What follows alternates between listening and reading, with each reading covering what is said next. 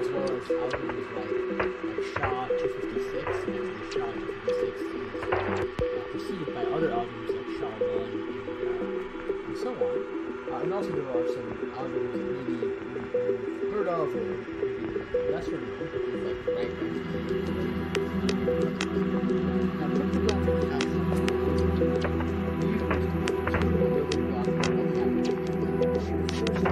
motivating application, the first historical application of these types of hash functions was in the context of what's known as a digital signature. Digital signatures are used in so many different cryptographic applications today.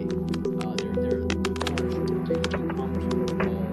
They're used in Bitcoin generation and so on. Cryptographic hash functions are also used in things like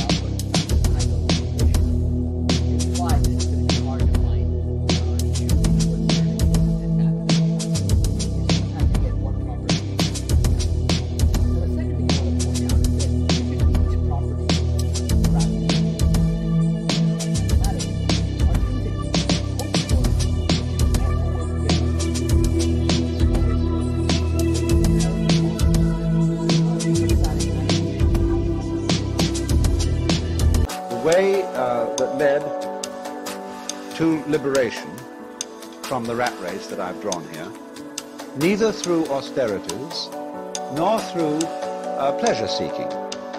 See, these are the two ways, the two paths. The people who say the whole point of life is to enjoy it, to get the most out of it, you see. And the other people who tried that, and then they found it was sour grapes or something, you know, or they burned their fingers in the pursuit of pleasure. The girl that was so beautiful eventually fell apart, or just turned into a shrew, and whatever it was. And so they said, instead, let us torment ourselves. A lot of people enjoy this, or get something special out of it. I was in Mexico this summer, and what I went there for was to study Mexican Catholicism, where they make a great cult of suffering. And I was very puzzled about this and wanted to understand it. And everywhere, you know, they have these ghastly, tormented Christs, all drooling with blood, hanging on crosses, very contorted positions. And I realized there are certain people who find that sitting on the tip of a spike is the realest place in the world. Because when you're on the tip of a spike, you know you're there. There's no doubt about it. And also you know that you're expiating for everything. This, somehow by sitting on the spike, you are paying for your guilt. And so long as you hurt, you're all right. So these shamanas were doing something of the same kind. And the Buddha became enlightened, became a Buddha. He woke up at the moment when he gave up that kind of quest, the moment he gave up, as we should say, trying to take the kingdom of heaven by storm.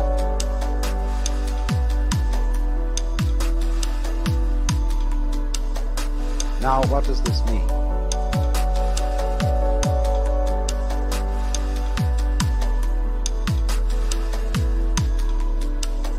It means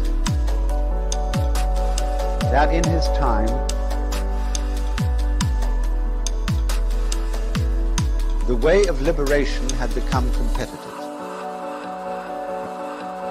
which meant it was on the wrong track.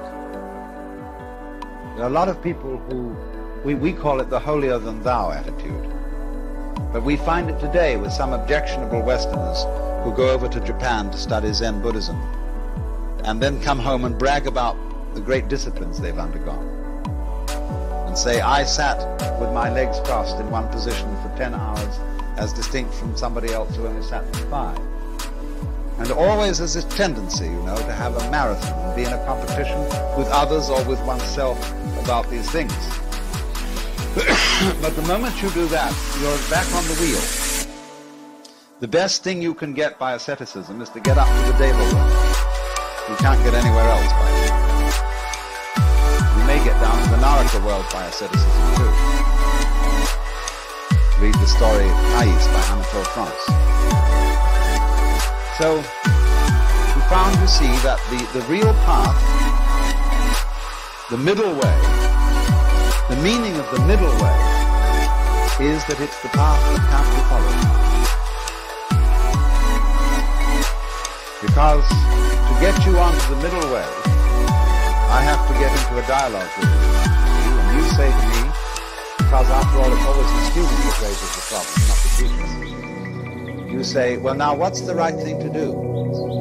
I say back to you, why are you looking for the right thing to do? Then you have to consider your situation, where you are. You say, well, I'm looking for the right thing to do because I feel that I'm in the wrong situation. I don't have peace of mind. Why do you want peace of mind? Because my mind is disturbed. And in other words, you as a disturbed mind are trying to find peace of mind. Your quest for peace of mind is the same thing as having a disturbed mind. Now, if you don't have a disturbed mind, you won't ask me. Well, how can I quiet my mind? Why are you asking this question? Because it's disturbed. You see where you are? So in this way, by this dialogue, the guru, the teacher, brings a person back to center.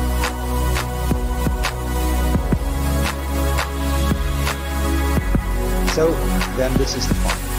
all Buddhist teaching is a Dharma. Really and truly, the man who goes out in society becomes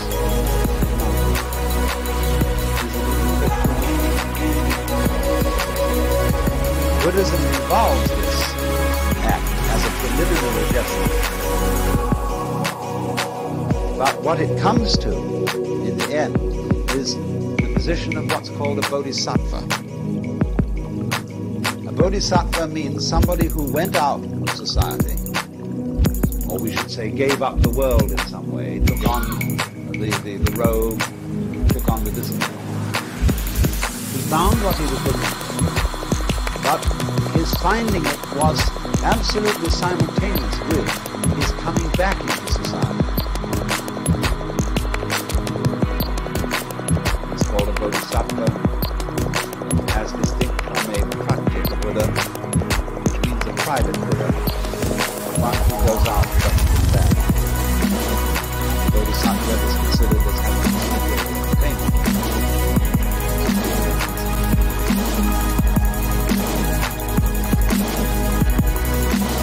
So the important thing to remember then is Buddhism is a dialogue.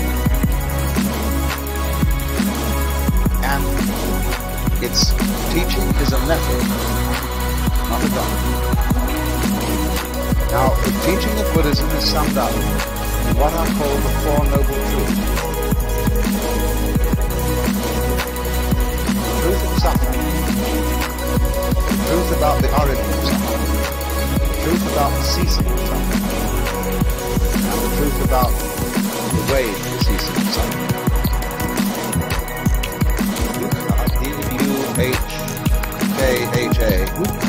is the Sanskrit word that translates suffering, discord, frustration, something like that. That's always the problem, you see. And this, because of suffering, is the reason why human beings seek out saviors. I hurt, and I don't want to hurt. So that's the universal problem, you see, that everybody brings. So then the teacher replies to this problem by saying, you suffer because you crave things. Trishna, T-R-I-S-H-N-A, from which we get our word thirst. Trishna, craving or desire, is the cause of suffering. That's the second truth. Now, the Buddhist analyzes this. The world is dukkha, it's full of frustration, and it's also characterized by impermanence, anicca, and by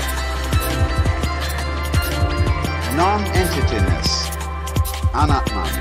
That means that no thing exists independently. Everything is a thing only in relation to everything else. Therefore, there are no separate things, no real selves, or souls, or egos. And trying to cling to the world, then you always feel happy. relinquish love of a highly